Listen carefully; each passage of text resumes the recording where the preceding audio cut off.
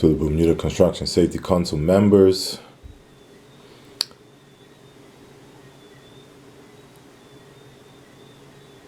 Dr. Karika Weldon,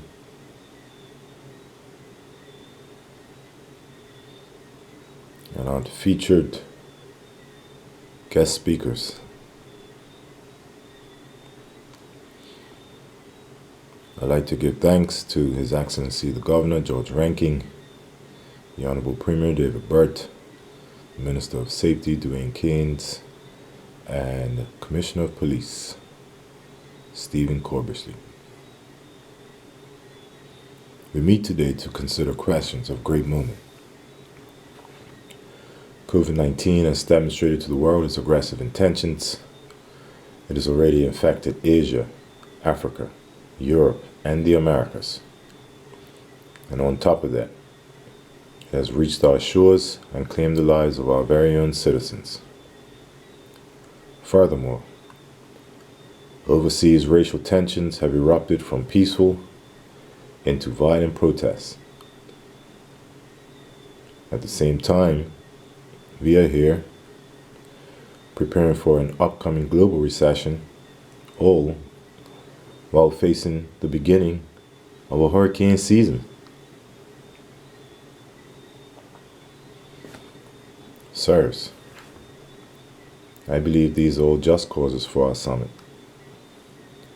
As I refer to Section 1 of the Constitution, whereas every person in Bermuda is entitled to the fundamental rights and freedoms of the individual, that is to say, has the right, whatever his race, place of origin, political opinions, color, creed, or sex, but subject to the respect of the rights and freedoms of others and for the public interest, to each and all of the following, namely, life, liberty, security of the person and protection of the law, freedom of conscience, of expression, and of assembly and association, and protection for the privacy of his home and other property, and from deprivation of property without compensation.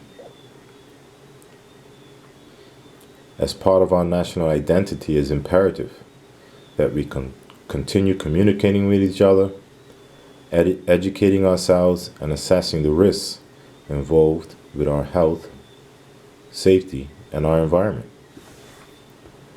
which is why we held the open forum in Bermuda College in 2018, the National Speakers Conference in 2019, and our 2020 summit here on Headquarters Hill. For it can be said, not even a great threat can overcome a frail man when he is multiplied and supported by an army. As long as we support one another and render assistance one another, your enemies cannot gain an advantage over you. But if you fight one another and destroy each other, your enemy can break you like frail man, one at a time. For the strength of the community is neither greater nor less than the courage of those that defend it. All of us dream of life, of happiness here together.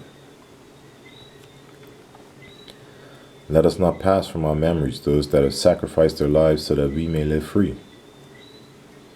Mr. Abbott Harris, Dame Lewis Brown Evans, Dr. Edgar Gordon, Dr. Roosevelt Brown, Sir Henry Tucker, Miss Mary Prince, Miss Gladys Morrell, Sir Edward Richards, and Dr. David Soul. I would also like to make mention those that continue to pioneer Foreign Island to make it what it is today.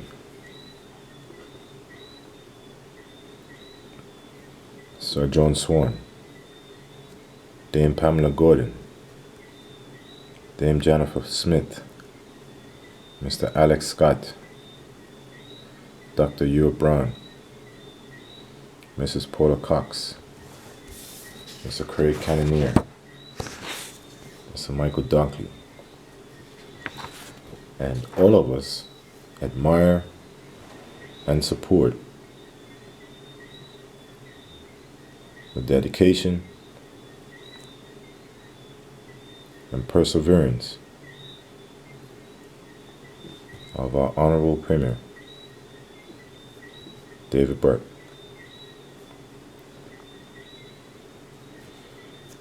Although the Charter of Nations expresses the noblest aspirations of man,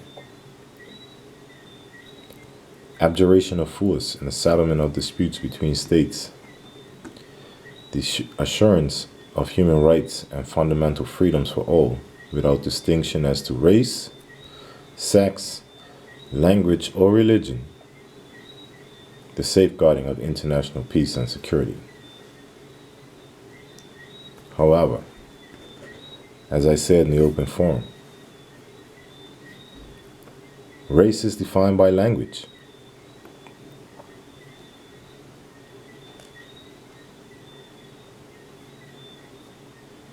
And I would challenge any philosopher, educator, historian, or attorney to that fundamental fact. I am willing to have the debate here or on any continent, that all men were created equal under the law of nature. Man has walked the four corners of the earth and met up with himself.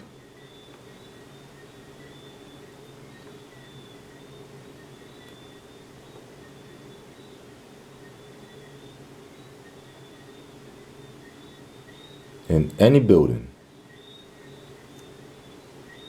temporary or structural, one of the most important elements it must contain is a base that is level. Otherwise, it'll topple.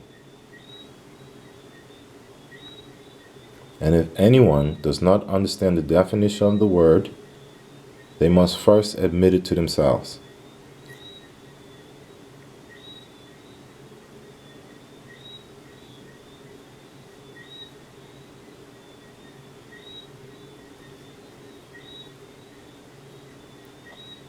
In this day, new threats spread across our oceans and have encroached our borders.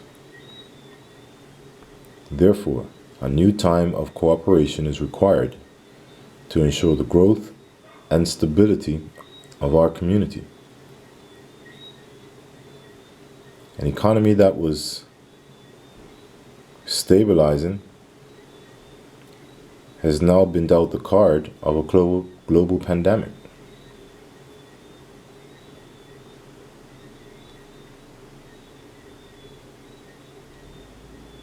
Now we must dismantle the track of COVID-19 and stop its spread. Face a new emerging economic recession.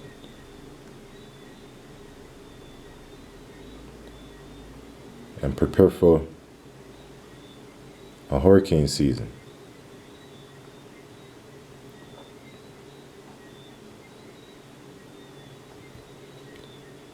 And diffuse racial tensions by promoting our own national identity.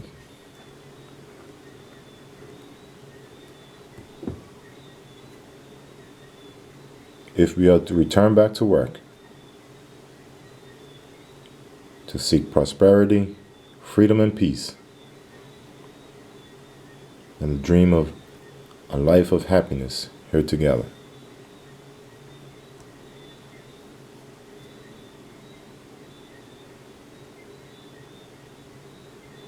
Otherwise, the Magna Carta and the Bill of Rights, Magnus Corpus, trial by jury, and our very own Constitution will remain but a fleeting illusion.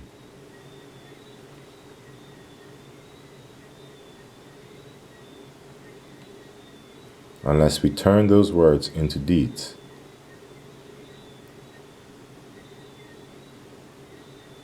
It is our job to absorb the wisdom of history and apply it to the issues of the present. As those before us provide a better reality to us, we must provide a better reality for a new generation of Bermudians. And maybe it can be said, there is not peace on earth. But as for us, we must remain true to ourselves.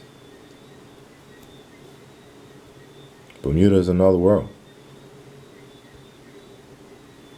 We must continue to nurture our health, safety, our environment, unity, talent, education, professionalism, and sophistication. We have the finest healthcare workers, educators, accountants, environmentalists here on these shores. We exemplify the ideal tourist destination, prime international business location, the highest level athletic competitors on the international stage who bring home medals back to Bermuda.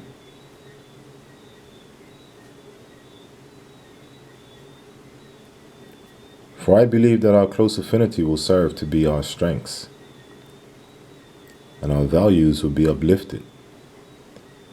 If we continue to work together, we will overcome the threat of infectious diseases,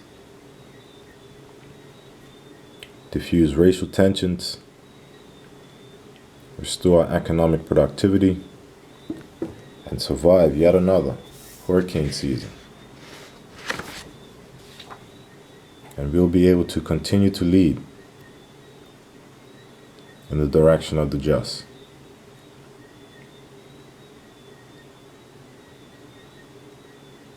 As we pursue our lifelong dreams of happiness here together.